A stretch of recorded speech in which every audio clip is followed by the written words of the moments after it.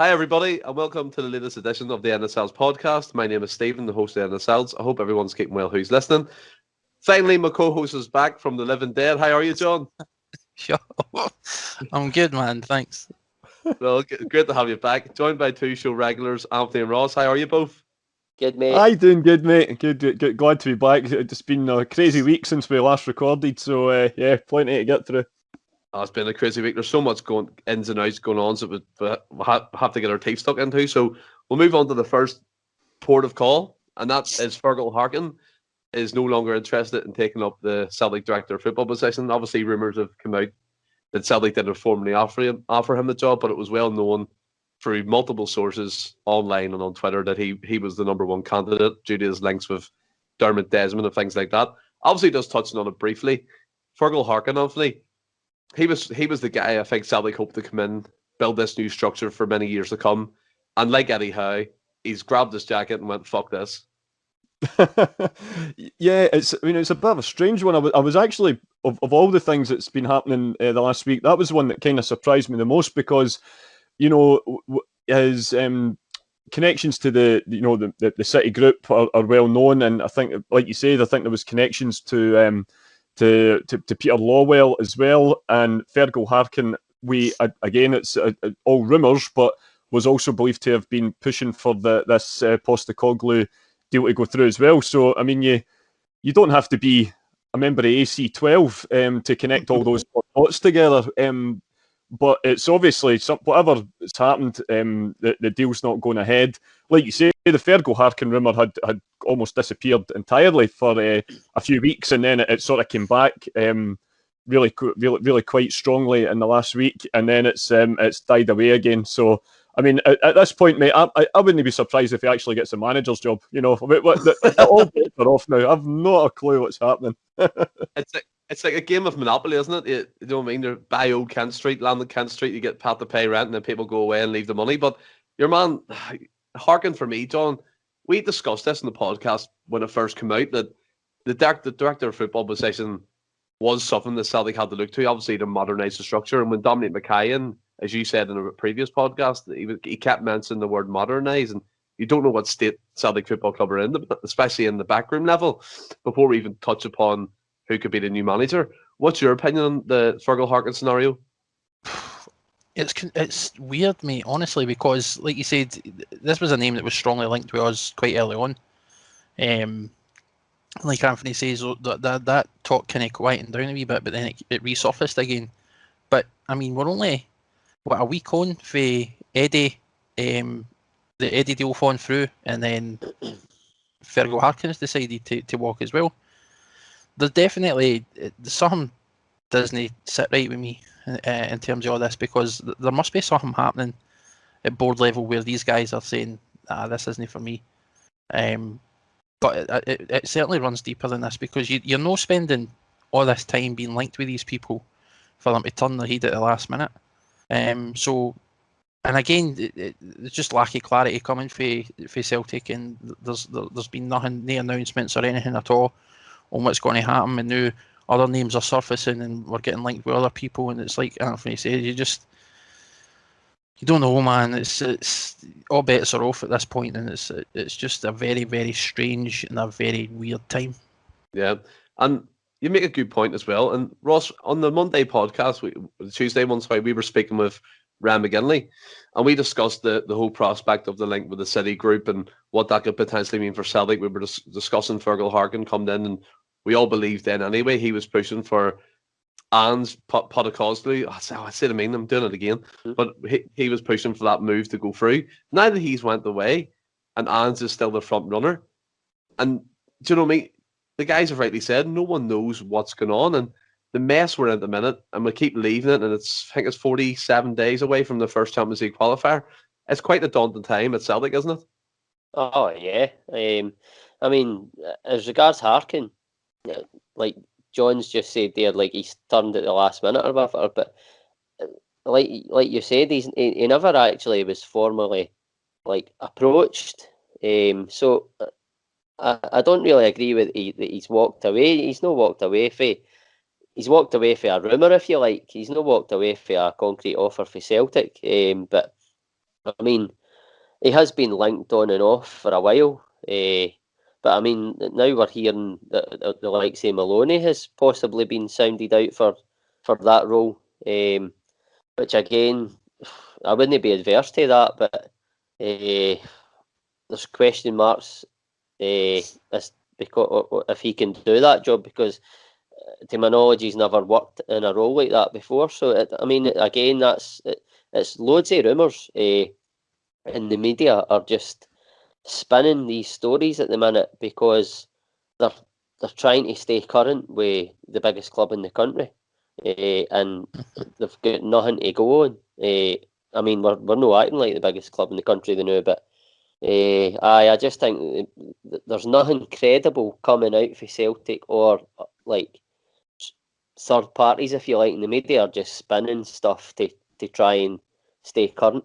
But it's needing to come to a head sometime soon. Like, I think there was certain news articles that put out like 3 articles in the space of a couple of hours about Fergal Harkin. One was saying he was pushing for Postecoglou, the next was saying he was unlikely to get a job. The one after that saying he's not getting the job, and it's like, what is going on? But coming to yourself, Anthony, Ross brought up Sean Maloney, and I have no worries if Sean Maloney come back as a coaching capacity, because by all accounts he did a good job when he was in the reserve team with Tommy McIntyre. But this director of football role is much bigger than just coming in and not sitting on your arse, but you need to have your fingers in all sorts of pies. You need to be well versed in recruitment. And as Ross said, Sean Maloney's not that. He's an assistant to Roberto Martinez in the Belgium setup. And it's a concern for me that we're looking to these guys again with a Celtic connection to come in and help us. Yeah, you're absolutely bang on the money. I would love to see Sean Maloney back in a sort of coaching capacity, because it looks like he's, like you say, he worked well with the youths set up previously, and you don't get to be an assistant at the top ranked national team in the world unless you've got something about you. But there's a world of difference between being a director of football at a massive club and being essentially an assistant / coach sort of thing in the international scene. It's two completely different jobs.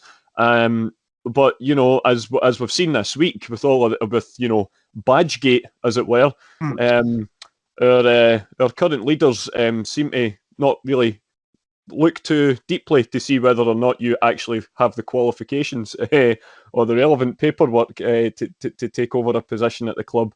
I would be very, I think it would be a hell of a risky move, giving him a director of football role. I think if that's the model we're kind of going to go down, I would rather someone got the job that had experience of doing it in the past.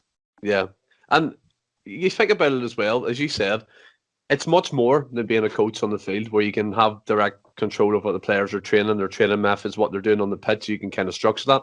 When you go into the backroom level at the director of football capacity, John, we done David Webb and the Dave Webb interview.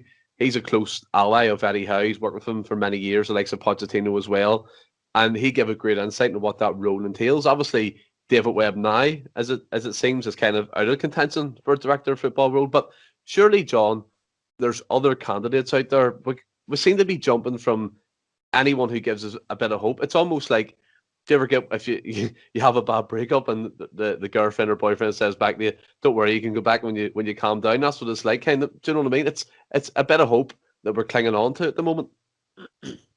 Aye, it's like I say, everything's up in the air, man, and it's difficult to sort of gauge where we are at the minute. At this current point in time, it doesn't matter who's going to be linked. I'm not believing a word of anything until, like we've said before, until see these guys have got, there's pictures of them inside Celtic Park with the scarves above their head and all sorts. So we're going to get linked again with everybody. In regards to the director of football thing, I mean, David Webb, he was a great guy to talk to. He was a great guy to listen to. He clearly knows his stuff. Passionate about the game, the stuff he's achieved in that position, the players that he's found and stuff as well. I mean, these are guys we should be looking at. Like Ralph Rannick as well is still without a club, and he was somebody that was linked very early on. And this is a guy with fantastic history and standing in the game as well. And you got to wonder where Celtic is, where the board is and the mentality they've got where they can't, or they're not approaching these types of people, because it just doesn't make any sense to me whatsoever that this far on for Lennon actually leaving the position, that the club is actually no further forward in any capacity on all fronts, and it's a bit of a pantomime, if I'm honest. It's laughable, it's ridiculous, it's shite. It's just, I honestly don't even know what to make it, and we can sit and talk and we can speculate about all sorts, but absolutely nothing that is happening now is even worth talking about, because there's nothing in it. And we've found out through the whole Eddie Howe saga, all the links and everything else, and like you said, with Fergal Harkin and the fact that he was the one that recommended Postecoglou, and like his links with Celtic as well through the City group. It's the fact that every single one of these people at the 11th hour were finding out aren't coming to the club, have rejected anything, haven't even been offered anything. It just further stamps, or rather, it gives credence to the whole thing we've been saying for a while now regarding this current Celtic board. They're no fit for purpose, and they need to get themselves to kingdom come. Trying not to swear, I'm trying to keep level-headed. Very unlike yourself, John. I thought you would have went for it there, but I mean, I get what you mean in terms of some of these things. You look at it and be like, nah, you shouldn't be talking about this. But again, we need our frustrations, otherwise we won't be heard. And these platforms, as we created the End of Celts podcast, other respective podcasts out there, are that platform. And you look at it, Ross, as well. Like today of recording, anyway, this is 100 days. Celtic have been without a permanent manager. We've had the interim manager of John Kennedy, and that was an absolute shambles, probably worse than when Annie was there. But it's quite stark, isn't it, Ross? As 100 days we've been waiting on any news of a new manager. It's pretty unbelievable. I was just thinking there, just when you had mentioned about the David Webb interview, I was just thinking to myself, like, how long ago was that interview? And this whole saga has been going on before that interview. It's absolutely staggering. And words, I'm just lost for words on it. I've just never seen anything like it for any club, anywhere, ever in my life. And it's totally embarrassing and pish. And just to get a brief reaction from yourself, Anthony, and John before we move on to other topics, what's your overwhelming feeling towards? I mean, 100 days, it's absolutely insane that there's been nothing put in place from no further forward. It's incredible, mate. I mean, you know, I'm a massive follower of all things political on the other side of the pond, and you know, any new American president coming in, that's it's a big sort of milestone they have over there. You know, your first 100 days in office, and I regard the previous American president as the most diabolical, obscene, disgusting human being to ever set foot in that building. But I can tell you something right now: even he got more done in his first 100 days than what the current Celtic board have in the previous 100. If you are less competent in your position as Donald Trump, then you really have to look at yourself in the mirror. Yeah, 100%. I agree with you, because I mean, not any of us would have said that in this podcast. Only you could do that, Anthony, bring it across like that. What about yourself, John? Where are you at in this 100 days? It's a joke, man. And it's at this point, like they say, the board are just taking the piss. And you honestly, like if you ever needed an example that they just don't give a fuck about the fans, the club, this is it. Yeah, I totally agree, and we can all hear it in their voices. It's just a deep-rooted, I wouldn't say anger no more. It's just like a deep-rooted it's just a sigh continuously looking at what the Celtic Football Club's doing. I mean, we'll get on to the away kit being released and the slogans used and their hashtags, and we'll get on to that later in the show. But even that was mental, and the away kit is nice, to be fair, but I mean, what they used underneath it was a bit like, nah, really should you have done that? But moving on to current situations in terms of management teams coming in, and before we obviously get on to some of his achievements, what he could do for Celtic, I've heard a few podcasts speaking to Australian journalists, Australian sports presenters, and they think Ange Postecoglou is the best thing since sliced bread. There was one guy today I listened to saying that he would rate him in the top 10 coaches in the world, which is a bit of a statement. But again, we don't know much about the fella. I mean, he's been over in Asia all his coaching life, bar a 6-month period in Greece when he couldn't get employed for some reason. But I mean, looking at it, Anthony, I said to you guys in the topic list, I've heard people saying that we're being snobs, like the way the English league look at Scotland as like a backwater. We're kind of looking at the Asian leagues like that, and it kind of brought me back a bit. Not like to the sense where I totally retract what I said about Postecoglou, but looking into it a wee bit, we are kind of being a bit snobbish towards them leagues, are we not? Yeah, I mean, you can't. When you actually look at what he's achieved, I mean, we're getting a lot of, very some of the stuff that's been bandied about him at the minute. I must admit, I'm taking with a massive pinch of salt. I mean, when they say, he's just such a brilliant, down to earth guy. I mean, so's Tony Mowbray. He doesn't suffer fools gladly. I mean, neither does Neil Lennon. He's won trophies wherever he went. Well, so had Ronnie Dyler. That doesn't necessarily mean he's the right fit for us. Listen, and I say it as a caveat as well, right enough, that if he, and I don't know, you can't say it with any certainty, but it does look like he will be the manager now. And be rest assured, no matter how apathetic I feel about it, he will still receive my complete and full support and backing for his time in charge.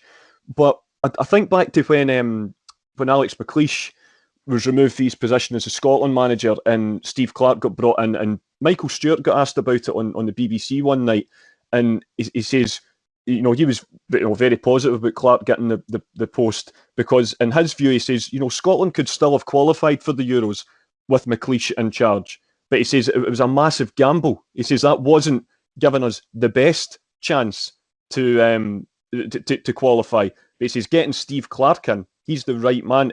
We might not qualify, we might qualify, but no matter what happens, he's our best chance. He's our best candidate. I kind of feel similar at the moment with all of this stuff going on about Postecoglou. He may well be the Messiah rather than the very naughty boy. He may well wrestle all our trophies back next season. But at this moment in time, can we honestly say this guy is surefire? Well, we know he's literally not our number one candidate, because our number one candidate isn't an option anymore. So that's where I always worry. And like I say, I'll get behind any guy in the Celtic dugout for their tenure. But I just worry for an appointment that is so important as this one. I mean, we forget that there is a no qualifier-free Champions League bounty at the end of this season. And I just feel that taking a punt on a guy who has had some success as a manager, but has never managed a club anywhere near the size of Celtic, has never even coached on this continent, I think it's a massive, massive risk. And I remain to be convinced, but I will give him my full support should he get the job. Just to come back to you before I ask John and Ross their opinion, Anthony, you said there at the end about he's never managed a club the size of Celtic, and bar one or two candidates that Celtic could possibly attract if they have bigger budgets, none of the managerial candidates managed a club the size of Celtic. So it kind of equals out. I'm not saying Postecoglou. That is a fair point, Stephen. You're absolutely right. Like I say, there isn't a huge amount out there, but it seems that the board have put everything in the Eddie Howe basket, and now that it's sort of fallen through, there doesn't seem to be anything. There doesn't seem to be. We just seem to be sort of shooting in the dark and hoping that something lands. Yeah, but I take your point. I totally take your point about there's very few out there with that kind of experience. Yeah, no, that's fine. I just wanted to come back and see what you said. But come to yourself, John. It very much looks from me anyway, as Harkin has kind of been ruled out, that this has been a Lowell type appointment, because his son works for Manchester City. Obviously, there's links to the Manchester City group within that. But coming back to my original question, before we obviously move on to other things in regards to Postecoglou, John, do you think we're being snobs to like the J League and the A League, and obviously he has had experience managing the national team and led them to 2 World Cups and 1 in the Asian Cup. Do you not think we're being snobbies the way England looks at us? To an extent, I would say that's a fair comment. I mean, if you actually look at the coefficients for the J League and the A League as well, the Australian and Japanese leagues, they're up as high as we are, or thereabouts. It's like there's no much in terms of a difference in terms of their FIFA ranking in that regard. So I definitely think that we should be a wee bit more careful about punting that kind of chat about the he's never managed in a decent calibre league, because absolutely nobody who's saying that has ever watched any Japanese football league games or Australian league games. And we've seen the kind of players that the countries produce as well. They've produced some cracking players, so there's definitely talent there. In terms of Postecoglou, I think Anthony made a fantastic point. It is essentially a gamble when you get behind whoever it is that Celtic appoint, because we have to. It's not his fault if he gets appointed. It's not his fault. So he needs to get the fans' full backing. But I will say this: when his name was originally linked after the whole Eddie Howe thing, and his name popped up, much like everybody else, I was asking, "Who is this? I've never heard of him in my life." And I wasn't happy about it. But I mean, when you consider where we are, and you just want to get somebody out of the line, you do your own sort of due diligence, and you're looking at this guy. You go and you have a look at interviews and that he's done, and well, I have anyway. And I think you can find stuff on YouTube. He's got like wee mini documentaries about him because the stuff he's done as a manager as well. And I mean, he clearly knows the game. If you listen to him talk, he knows the game. And he's very, like you mentioned as well, he's very, very highly respected in that continent. And I think he's a fantastic manager. He is, like Anthony says, he does come across a bit of a no-nonsense character. He doesn't suffer fools, etc. But I think he also understands the modern side of the game. And you've got guys as well like Rogic and other top Australian players who have played in great leagues and have worked under fantastic coaches. I've spoke highly of him as well. So, I mean, there has to be something about him for all these people to come out and rate. Like, I've not heard anybody come out yet and say he's hopeless and he's not good enough. I'm just keeping my fingers crossed that if he is going to be the guy who is taking over the club, given the length of time it's taken the Celtic board to actually get an appointment in, the fans definitely need to back him. Didn't believe step away from all this nonsense about he's never managed in a decent league and everything else. It is going to be an entirely different game over here, and the calibre he's going to face in Europe is different from anything he's ever faced. But I mean, he's clearly, like I say, you just need to listen to him talk and watch the way his teams play football, watch highlights of games that he's managed. They play free-flowing attacking football.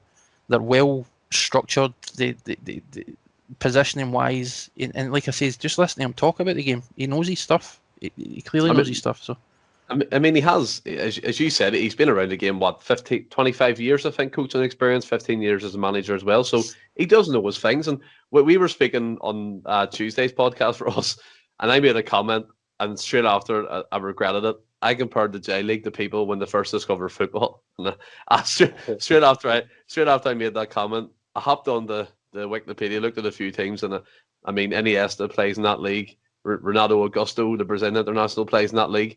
And I retract that comment. I'm big enough and bold enough to say that comment was ignorant of me and it was wrong of me to say that. But comment to yourself, Ross, as the days have went on, and I said to Anthony and John, and people are looking down their noses at the leagues he's managed in, and also the Socceroos as they're called.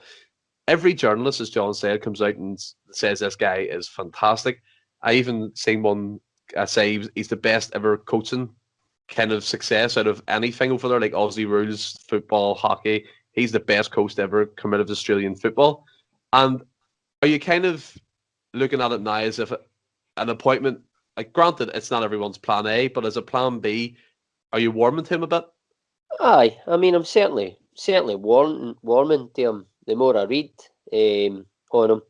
But I mean, as regards like sort of people saying the snobbery aspect of it, I mean, you you could probably say we are guilty of that a wee bit. But I mean, he's an unknown entity essentially. So I mean, with that, there comes an element of trepidation and caution. I think we can be forgiven if the majority are guilty of that. I mean, the cloak and dagger approach to it all for our board only adds to that. It's been handled appallingly up until this point, and then we get hit with the unknown Postecoglou at the 11th hour. So if our caution is perceived as snobbery, I'm okay with that, and I will not apologise. But again, I mean, the more I read on him, I'm more warming to him. If and or when he comes in, it's looking like he'll have my full backing. I agree with Anthony in that. I think that's a given. As us as fans, we all want the common goal of a successful Celtic. But I mean, all that said, until we start to see what he can do, the jury still has to be out. But I mean, certainly the things I've read in him, I've touched on it in Tuesday's podcast. Like, he's won things in countries that we perceive as not as good, and like you have touched on, or like yourselves just touched on there, in these leagues there is better players than what we think. They're probably, I mean, it's no definite, but I've not watched enough of it, but it could be as good as the Scottish League. It could be on a par with that. We don't know, but I mean, time will tell, as I've said before. But I think, yeah, there is a tinge of snobbery there, but I think we can be forgiven for it with the way we've been treated and the fact that we really don't know who this guy is, and we know, everybody knows, he wasn't the board's first choice. Yeah, he has a plan B by all aspects of it, and absolutely. We don't even know that, to be sure. I mean, they did make that famous comment after the appointment Neil Lennon saying they threw all the CVs in the cupboard, and that's not the way a professional club should be. And you look at it, and as we believe at recording of this podcast, there has been a few murmurings from journalists that the compensation package has been agreed. But then, obviously, this morning, you get hit with that. He doesn't have the required UEFA badges to manage at a top level. I mean, he has the highest qualifications in Asia. I mean, their coaching badges, and the think Celtic have lodged an appeal through the SFA to get UEFA to notice his badges, or at least create them as the same kind of level as the UEFA B and A licenses. But Anthony, that could take up to 3 weeks, or 3 to 7 weeks. Anthony Joseph tweeted that out. He said it could take up to several weeks at most for this all to be sorted. And that points to me at one thing. John Kennedy and Gavin Strachan will be there for pre-season at the very minimum, unless his coaching staff get over quicker than himself. But it looks likely they're staying, and for me, that's shameful. Yeah, I totally agree. I mean, a friend of the show, Mr. James P, penned an article about that yesterday. He says, it's now pretty much a stick-on that John Kennedy will be taking the training. And you think of the knock-on effect of that. There was, and again, I know we just have to get over the fact now that Eddie Howe won't be coming to the club. But I think if he had, then instantly, those talks can be had pre-Euros with some of our bigger players. I mean, no one knows how well Callum McGregor, the likes of Callum McGregor and etc. are going to play at the competition. But I think now, if the guys are coming back for their pre-season training, they're seeing the same old faces. They're seeing still a lot of disorganisation, probably behind the scenes. You probably couldn't blame them for getting on the phone to their agent. So it's that sort of destabilising effect that if you're going to get whoever we're going to get in, it really has to be as soon as possible. But like you say, Stephen, as soon as possible may well be 7 weeks now if it's going to be Postecoglou.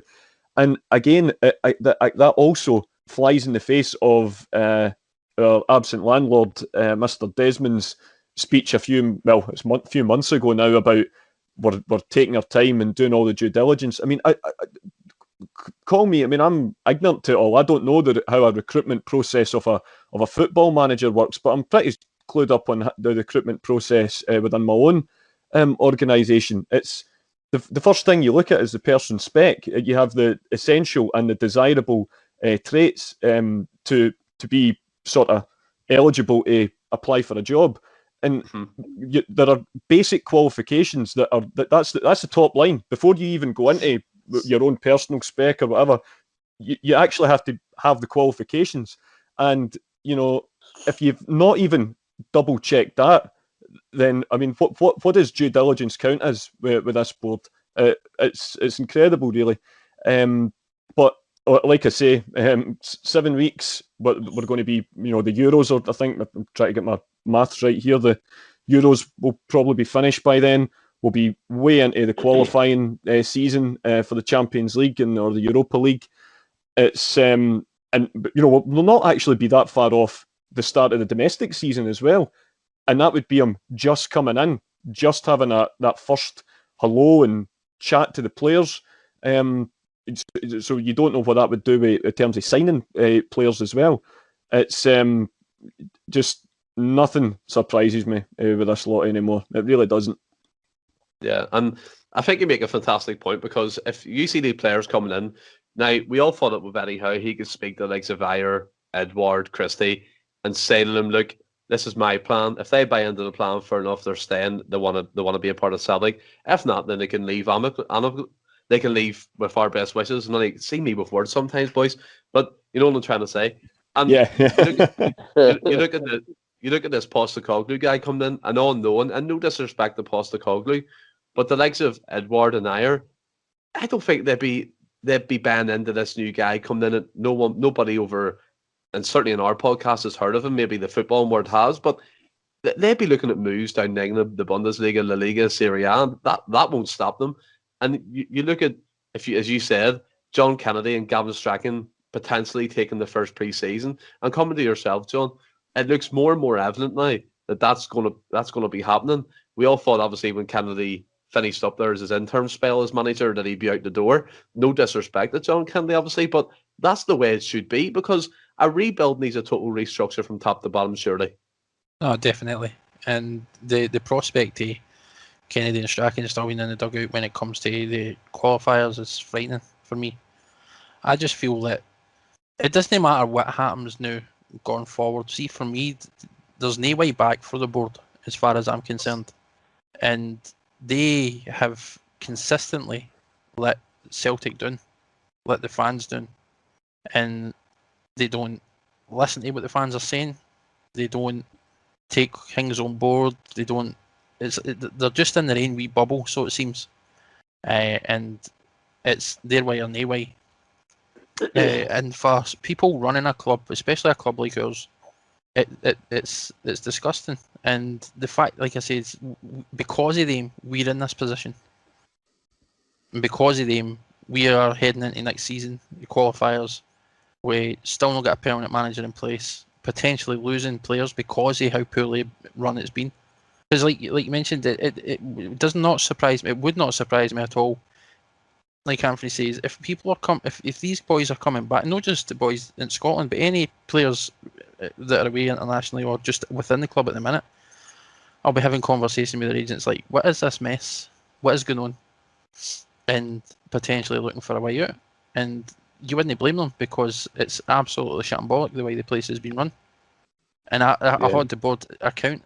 I hold the board to account totally and completely. And everything that's happened, that season just passed, everything that's happened up until this point, and everything that's going to happen in the future in terms of the appointment and players leaving and everything else is down to this current board. And like I says, every single one of them can just get themselves on a boat. Yeah. I mean, they did have the opportunity maybe get some saving grace from the Celtic fans if they got the number one appointment after 3 months of negotiations, which again went to shit. Sorry, Stephen, I said that the other week. I says the only way that they could get any shred of credibility back, or even remotely begin to repair the damage done with the fans, is by getting in a top end appointment and getting things moving quickly and everything else. But That hasn't happened, and they're completely incompetent, and they're not even capable of getting the job done, and they're no fit for purpose. And other stuff that I'm sure we're going to touch on it anyway. But the other stuff that's come out since then as well, like you said, the new kit and their slogan and everything else just shows you just how detached and how far. It baffles me, man. It absolutely baffles me. Yeah, I mean, you can tell that. I mean, we'll get on to the kit because I think we all in agreement the slogans used were a bit like kicking the teeth to the fans who are supporting Celtic throughout the season. But coming to yourself, Ross, how would you feel looking at the dugout next season and you see John Kennedy and Gavin Strachan looking at his Tesco shopping list on his laptop alongside Postecoglou? Well, I touched on it the other night. He's doomed if that's the case, absolutely doomed. But, well, I mean, I say that. It's difficult to say. Like, for me, Strachan he's a nonsense. He needs to go. Kennedy, yeah, he's not done well as the manager, and he's been part of the demise, if you like, of this season. But he has worked with Celtic under a successful tenure in Rodgers, and so I mean, if Postecoglou brings in his own guys and Kennedy can strike up a working relationship, then possibly it could work. But I really don't know. It's not. I certainly don't want Strachan there on that laptop. That is, you just don't. You don't see that at any other club. I really don't want him there. But I mean, see, to touch on, you were talking about earlier there about this. It could take 7 weeks to get his license, if you like, or whatever it is he needs. I mean, I might be totally wrong here, right? But my understanding is that until that fiasco, if you like, is sorted out, I mean, correct me if I'm wrong, right? But I'm sure he can obtain like a short-term exemption, but it would be like a certificate of competency, which would allow him to take up his role while completing his pro license. Well, apparently Celtic have applied for that, Ross. You're right. Aye. Well, here's hoping that comes to fruition. Well, hopefully. I mean, I accept that again isn't ideal, but which part of this season has been? I mean, see this. Yep. I mean, this morning I opened the fridge, and a full pot of mince fell out and went all over the floor. And I mean, just wait. I'm getting to my point. I mean, that wasn't ideal either, but I cleaned it up and made a late decision and got a chippy. I think what I'm trying to say is Celtic can clean this mince up and they can still end up with that hallowed chippy once the hard work is over. What did you get out of it? I just went off on a tangent there, but that is the best analogy I've heard. I think Ross, there's good times ahead. There's good times ahead. Chippies for everybody. There's nothing wrong with a chippy. Absolutely not, son. What, Stephen? What did you get? I want to know. I'm interested. Oh, it was. I didn't want to go all out because it was a weeknight. I got a sausage supper. Oh, nice. Playing it safe. Straight down the middle, son. Good choice. Right. Anyway, enough about me. We'll move on to Ange Postecoglou himself. Brilliant analogy there, Ross. I mean, it was that would come out of nowhere. I mean, the whole mince thing, but fair enough. Right. It just popped into my head because that was a disaster this morning when I opened that fridge door. Couldn't believe it. No mince and tatties. Right. So anyway, moving on. We're looking potentially. I mean, more and more likely that Postecoglou's coming in, and just to talk about a wee bit, maybe how he plays and stuff. I have been reading up on him. Boys Analytics tagged us in a post today, and basically showed us what he does and what the XG. I'm not really clued up in that, but expected goals everywhere he goes that increases. He plays a high pressing style, obviously. And I think one journalist said at one point when he was playing his style at Yokohama, I might be saying that wrong, Yokohama, that's going to stick with it, the keeper was up in the halfway line in some matches. So by all accounts, he sounds as if he plays the game off the cuff, his own way. And if no one fits in to his kind of way of playing, he has no issue of getting them away or letting them go. Yeah, well, I remember when Celtic signed Barkas last season that he admitted in the press that he actually wanted to play outfield. So, if nobody takes him off our hands, then maybe we've problem solved. We can play him as a sweeper. Yeah, the needs a new Brown. Yeah, I mean, like you say, we have heard a lot of this stuff coming out to say, he plays the attacking football and he doesn't suffer fools and all of this stuff, and fair play. Like I say, that there is every chance that this appointment will work. As we'd say, it's just that it's an unknown entity, and we just don't know. We just don't know how it'll all work out, and we can only hope for the best. But all I'll say is, if he can sort out the mess at Celtic the way that Susan Kennedy sorted out Erinsborough High and Neighbours, then maybe we're going to be all right. Is there a battle between you and Ross after to get this analogy of the show? Analogy central tonight. Is it coming back to yourself, Anthony? Is there a wee bit of you excited of the unknown, excited of what he could bring? I suppose so. Yeah, I mean, when you do see some of the names being bandied about, you're like, well, it can't be any worse. Do you know what I mean? But I'm not one that's known for having a fear of the unknown. So, as I say, I maybe a bit like the Celtic board, I did have all my eggs in the Howe basket, Stephen. But that's evidently not going to happen. And so we just have to, like we say, we just have to get on with it. And hopefully, and I've got everything crossed that it does. Hopefully, this time next year, we're looking at where we're going to be going in the Champions League group stages. Yeah, no, I get what you're saying, and also say in the group chat today, John, that you said you're kind of warming to the prospect of Postecoglou. Obviously, you said previously it's still the Eddie Howe's burning in the back of your mind because he was number one choice. But what is there anything exciting you about him? His style, the way he plays football? I've got a bit of deja vu at the minute. I could have sworn I literally just highlighted everything about Postecoglou. We're going to do it again. No, I'm just going to cut the audio and paste it. He is warm. I'm warming to him. Like I say, the more I read up on him, the more you hear about his accomplishments and stuff like that. And when you see these players and other coaches, well-respected players and that have worked with him, and people coming out and they're saying that, like, how respected he is and how good a coach he is. Other people that know him coming out and saying how good, just how widely revered he is in Australia itself.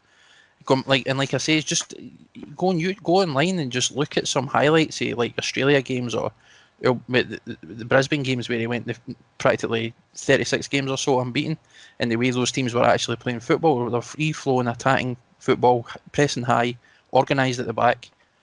Something we've been missing this year, and I think we a bit of batting. There's absolutely no reason why he can't bring players in and develop a squad that's capable of wrestling the title back this coming season. So, he's definitely warming to me. Again, Howe was my first choice. I was very set on that. I kept saying it for weeks. How much I supported that. Like, there was nobody else for me. And it was well set in my mind, as I'm sure it was many other people, that he was the man, and it wasn't a matter of if, it was just a matter of when. So, like he says, once it came, this stuff started coming out, and we found out that it didn't. We still don't know the reasons why, but we know it's definitely not happening. And my initial disappointment had been linked with Postecoglou, because he isn't a name I've heard of, and I reckon we should be aiming higher, but I mean, you've still got managers out there that we could go after, whether we have or not. Again, the board haven't come out and says that they've appointed, that they've even went for anybody else. They've just says that they've immediately went for Postecoglou. They've been looking at him or considering it for months. So I don't know. Wasn't happy about it initially, but like I said, the more you sort of read up on him, the more you listen to the guy talk, the more you see the way his teams have played football, definitely the more I'm warming to him. I want your reaction to this, John. I haven't mentioned this before, but it'll be interesting here because you're a big Eddie Howe fan. One of the Australian journalists said, he was doing like a podcast, he said, the Australian people don't understand why Celtic are looking down at Postecoglou. After all, he's been successful where he's been, J-League, A-League, Asian Cup, managing Australia, the 2 World Cup qualified campaigns, getting into the World Cup group stages, and you look down on him. And he said the people in Australia don't understand why kind of Celtic had their hopes pinned in the guy who's only won one trophy, not even in the top league of the nation he was in, which they referred to obviously as England. But what's your reaction to that? Because for me, that's a valid point. Well, no, the league he won and the league he managed to keep the club he was in for 5 years is ranked one of the best leagues in the world. I'm sure the Championship's even in the top 10. No, I get that. Considerably higher than level of competition than Postecoglou has faced in his career. But as I said, and there's many other Celtic fans have got this exact same problem with Eddie Howe and never understood why we pinned our hopes on him and why we were so dead set on getting him in, because they, much like those reports that you've mentioned, they don't believe he's actually achieved anything in the game. But again, that's people that don't know what he's done or haven't taken the time to learn about what he's done or the type of manager that he is. And as I say, what he done with Bournemouth is nothing short of incredible. And there'll never be another manager, at least I don't think there will be, that will do anything to a similar extent, because that's how. I mean, it's entirely unrealistic to think. As I say, he took over Bournemouth as a very young guy. He saved them for relegation. He left. He came back. The club were almost liquidated. They had no money. He was under a transfer embargo against a minus 17-point deficit. Saved them for relegation. Next season, got them promoted without being able to sign any players. A young guy who ultimately came in, had enough about him to lift the heads of everybody, get them playing for him, believing in them, believing in each other, getting promoted, and then doing that again over his tenure at Bournemouth to then successive promotions, getting to the Championship, winning the Championship, getting to the Premier League, and staying there for 5 years. And some of the results he got against the top 6 teams were nothing short of incredible as well. So, no, I think anybody that's sort of dismissing Eddie Howe or saying he's not achieved nothing is a clown and doesn't know the game. Go ahead, Ross. Sorry, Ross was trying to get at you, John, there. Ross was wanting to make a wee point. I was just going to say, you do realise that Eddie Howe's not getting the Celtic job, eh? No, listen, I get that, but that doesn't mean that doesn't automatically mean he's shite, or that everythody that says he wasn't. I know, but stop talking him up as much. It's sickening. It is sickening because I think we were on agreement. He was a lot of our first choice for their reasons specifically. So I don't think it's a case of looking down at Postecoglou and thinking he's achieved more than Eddie in terms of winning stuff. But it is a different, as I say, it's a completely different level that they're playing it in. That's fair enough. I just wanted the reaction to it. Obviously, it was me that instigated that, Ross. So I just wanted to see where John was at with it. And I think he came across very well what he was saying in terms of what Eddie Howe done and Postecoglou as well in different leagues. But coming to yourself, Ross, about Postecoglou. Now, we discussed this on the podcast with Ram McGinley. His individual honours, he's won like AFC Coach of the Year, the Coach of the Decade, which I said previously Eddie Howe won in the English lower leagues. And is there any part of you, I mean, a couple of days on from our last podcast, that you were down and stuff, as we all were, but have you done any research into him? Are you excited by the way he's going to play or what he could bring to Celtic? Yeah, I mean, admittedly, I've not done a great deal of research in the last couple of days, but I mean, it's entirely plausible that he can be successful at Celtic. I mean, obviously, I sincerely hope he is, but he's got experience. That there's no doubt about that. I mean, obviously, maybe not in these shores, but I mean, he's no new to management by any stretch. He's won things by playing a brand of football that apparently would fit with Celtic and the way the fans like to see the game played and the way Celtic are synonymous with playing. And obviously, we're an attacking team because we're one of the best teams in the league. He's managed in various countries and he's by all accounts revered in his homeland as a manager. I mean, time will tell, but given the right tools, he most definitely can be a success. But it only begs the question: will the board, will they be willing to give him those tools? That's a question only time can answer. But it's, I mean, going by, well, I was going to say going by the last couple of years, they won't, but they certainly gave Neil Lennon the tools at the start of last season. They didn't get, we've touched on this in previous podcasts, they didn't get Ivan Toney, they got a Yeti. Nobody knew at the time that was going to go south and Ivan Toney was going to do what he done, and it's all ifs and buts, but there's he can absolutely be successful with this with the Celtic team that hopefully he builds if he's backed and by the board and by the fans, and he'll be backed by me until such times he's not doing a good enough job, as Neil Lennon was backed by me, like it when he was appointed in the showers. Yeah. Was I delighted?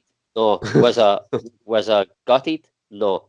He was backed, but then it went south this season. Yeah, I think that's fair enough. It's the same. Aye. I think that's fair enough. And at the end of the day, what you're saying, it's all conjecture, really, isn't it? You're famous for.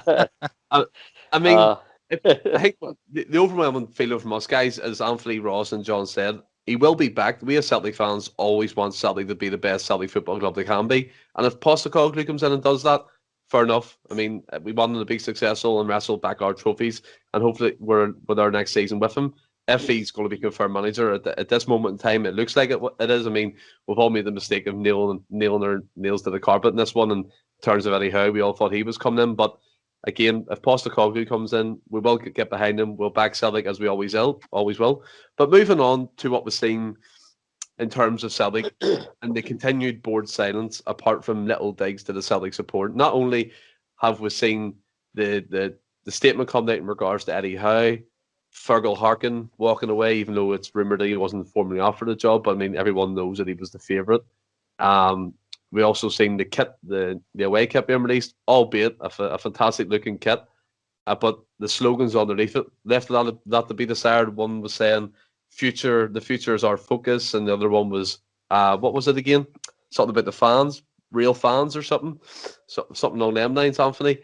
And it just leaves a bitter taste in the mouth, doesn't it, when you read kind of slide digs like that? Absolutely. And you know, I must admit my head was in my hands when I seen the sort of quotes today. But yeah, going back to the statement last week, you know, they tried to absolve themselves of blame and Eddie Howe of blame as well. And you know, they try to, you know, they think they get splinters for sitting on the fence so much. You can't. That is an impossible situation where nobody's to blame. I think they were just essentially covering their own tracks. And yeah, the digs don't help. And you know, anytime you try and criticise them, they and their still scarily vast number of supporters of them will brand, you know, people like us as, you know, spoiled or entitled or whatever. And I appreciate the Celtic support doesn't speak with one voice or whatever. But all I ask, but when I ask, am I entitled? When I hand over my £600 season book money, I'm not saying that in an entitled way that I demand we win every league title or we win every domestic cup or we're in Europe every season or anything like that. All I demand, and I'm sure many others do, is that everyone in a position of power at Celtic, whether that be the players, the manager or the board, do their jobs to the highest possible standard at every given moment. So, you know, for the players, that means giving their all in training and playing for the jersey on the field of play. The manager doing his best every waking moment to develop the players, make them better, and ultimately have some success on the park. And of course, but most importantly, the people that run the club, who are in an extraordinarily privileged position of being the custodians and trying to, you know, be inspired by the past of the club and try to build a future for it as well. That we demand that they do their job to the best of their abilities. That's what I demand when I hand over my season ticket money. And none of those departments or anyone involved in any of those departments for the last year, and perhaps beyond, you know, if you go further up the ladder, can say that they've done that. So if if calling that out and criticising it makes me or anyone else, entitled or spoiled, then I'll take those accusations and I'll wear them as a badge of honour. With regards to the away kit itself, it's a pretty nifty, dark green, gold looking number. But after the debacle of this season, if the board think they can palm us off with just another nice looking away kit, then they are absolutely correct, because I've pre-ordered one for me and my wee laddie today. So that's another 120 quid in their account. So what can you do? Brilliant. Before we move on to John, we didn't obviously haven't had a chance to speak in terms of on the podcast. What was your, and you forgot something when it was mentioning what the board have done in the last week and a half. What was your reaction to the season ticket thing coming out? Obviously, from my point of view anyway, they tried to piggyback off the notion of Eddie Howe being in charge, and obviously they've known before that it wasn't happening. What's your opinion or take on that? Yeah, there is absolutely no question that they did not send those forums out in good faith, in my opinion. They knew that deal for Eddie Howe was not going to happen, and the news was going to break very, very soon. And I think, and I don't have anything to back it up, but it's a gut feeling, and my gut's usually right. I reckon they sent those forms out as late as they could, or as early as they could before the news would break, to try and get as much season ticket money in the bank before it broke. And I've not seen anything that will convince me otherwise. Yeah, no, I think we're all in agreement there. I think it was just distasteful and shameful how they've done it. And coming to yourself, John, touched upon the kit being released, the slogans underneath it, the statements, the rumours about Harkin, and the board literally just shutting up shop since the statement they sent out about Eddie Howe, where they tried to take away blame from both parties. But what's your overwhelming feeling? I know you're a big criticizer of the board. What's the feeling there? Yeah, I mean, I made my feelings clear on that statement. It completely just papered over cracks. And if you try and read between the lines, the fact that they tried to absolve themselves of any blame, and it just, they're hiding something, because if it's as clear cut as what you're hearing in reports, it is that backroom staff or whatever it is couldn't come up, or they weren't interested in coming up. It doesn't make any sense, because again, you would have had these conversations months ago. Just come out and be clear with the fans. Just put it all out on the table. Just tell us exactly what happened, why it didn't work out, and why it broke down, and then we can move on. But the fact that they failed to do that, and I think that ties into the whole season ticket thing, is they've known for a while, but they've tried to ride that wave and use the season ticket announcement and the imminent, as a statement came out, I think, when the imminent appointment that they claimed when they came out with the season ticket renewal started.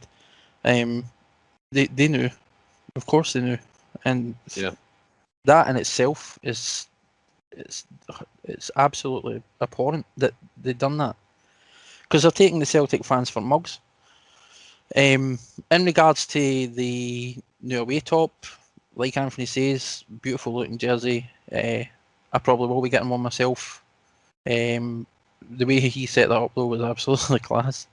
But Thanks, mate. But you, Anthony, I saw a post you made online as well about the tops. I'm surprised you never brought it up. But they've increased the price of the shirts as well. Mm-hmm.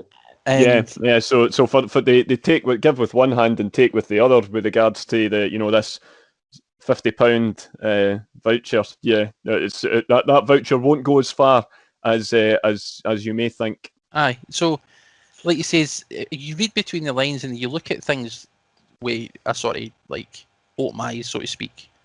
You take the tinted shades off. That in itself is another abhorrent move to increase the price of the jerseys. When they came out with that nonsense about added value, I didn't expect them to add value to their merchandise, and it's ridiculous that this is where we are again at the minute. And again, it just points to other failings, and why they continue for me to be not fit for purpose. Yeah, I think that's a great point. I didn't actually realise that you made that comment, Anthony, about the kits being up in price. I mean, that for me, that voucher was meant to be a goodwill gesture to the fans, but as you said, it's not going to go as far as people may think. Maybe a couple of chocolate bonbons or whatever from the Celtic Sweet kind of collection, but apart from that, maybe nothing. But coming to yourself, Ross, how are you feeling this week and a half? What the rumours have been led to believe about Harkin, Postecoglou, the board remaining silent, that statement, the season tickets? It's all a bit of a mess, really, isn't it? Oh yeah, it's everything for the last year has been more than a bit of a mess. I mean, to touch on the silence, first of all, I mean, it's went on long enough. I gave the board some leeway on their silence before, as I thought most of it was down to contractual issues for the other party. I'm not going to say his name again, or I'll hate to take a shot. But I mean, at this point, they need to give us something or get something over the line. I'm absolutely sick to the back teeth now. I mean, we found out who shot Phil Mitchell quicker, man. It's just getting beyond a joke now. But I mean, as regards the kit release, I mean, it's a nice top. It's probably come a wee bit sooner, like than between the release of the previous one. But I don't know, is that have Adidas got like a sort of deal where there's one a year released? Yeah, it's the same as exact same as New Balance, mate. So you'll have three new kits plus at least two new goalkeeper kits a season, every year now. I think it just seems to be the Dunn thing. Where it's not just, to be fair, I don't think it's just Adidas and it's not just Celtic either. It just seems to be across the board, and I don't like it either. It kind of it's a nonsense because when you see the kits through like the 90s and stuff, it takes you back to like a period in time, and whereas now nowadays it's just a bit more a case of what year was that again? You can't place it. Just release the next top so everybody has to buy it and you make money again. It's like it used to be every maybe 2 or 3 years, and you after like that period of time you really looked forward to the next one coming out. Whereas now, I mean, don't get me wrong, I'll be honest with you, I've not bought a Celtic top for years. I just think a guy with a wee pot belly, it's nearly in his 40s, just doesn't suit it as much. But that's just my opinion. But I mean, as regards to that, what was it? Future is our focus.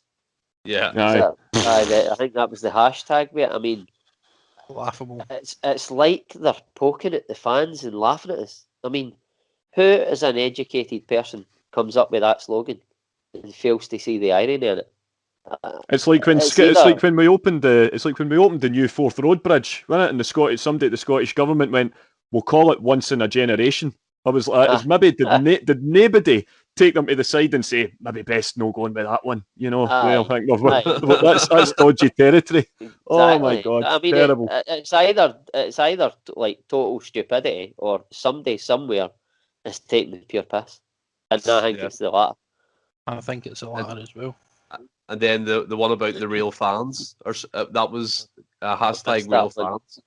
It's like, what's going on? I mean, we all know your hashtag will be Mince and Taddies, Ross. Either that or conjecture.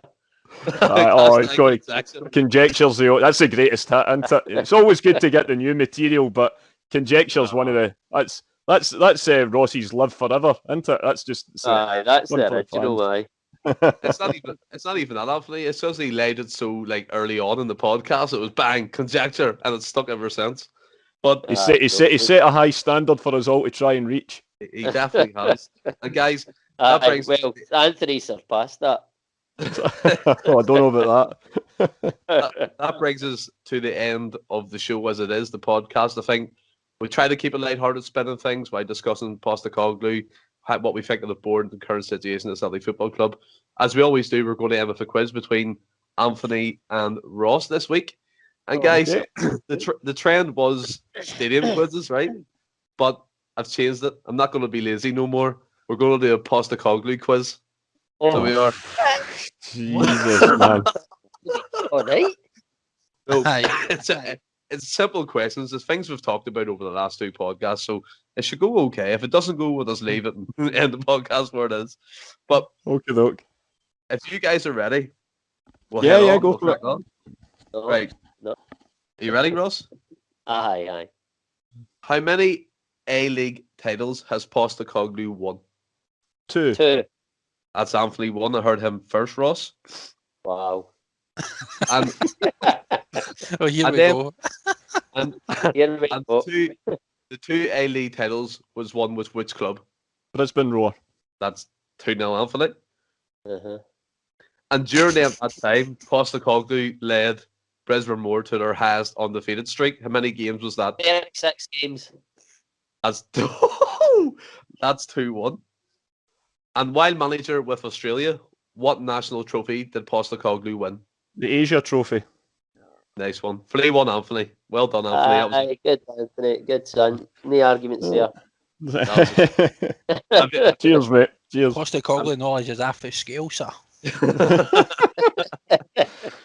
Have you enjoyed this podcast, boys? I loved it. Aye. It was good, Yeah. mate. It's always good coming back. Always good being on, man. Love it. Yeah.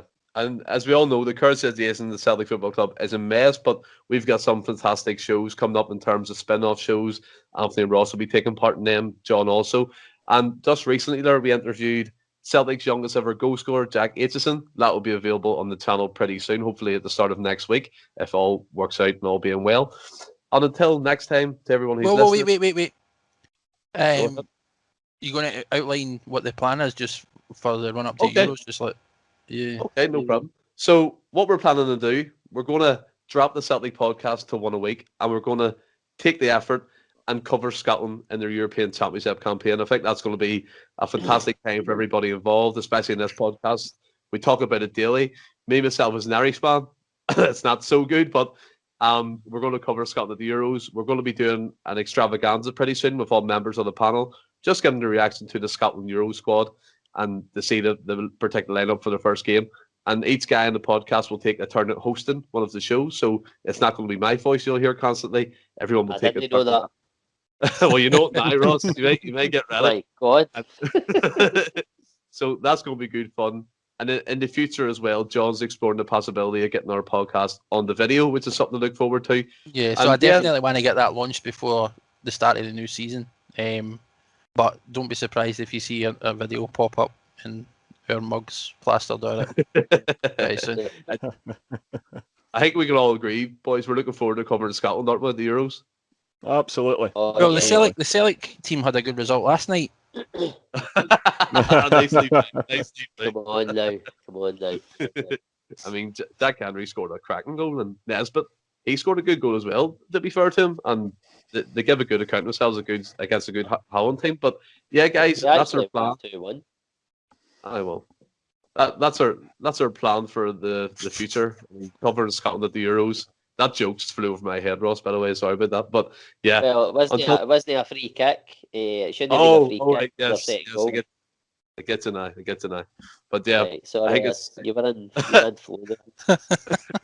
it's exciting times for the channel coming up, and I hope you all stick with us. And to anyone who's listening again, as I always say, until next time, stay well and keep safe. Hail, hail.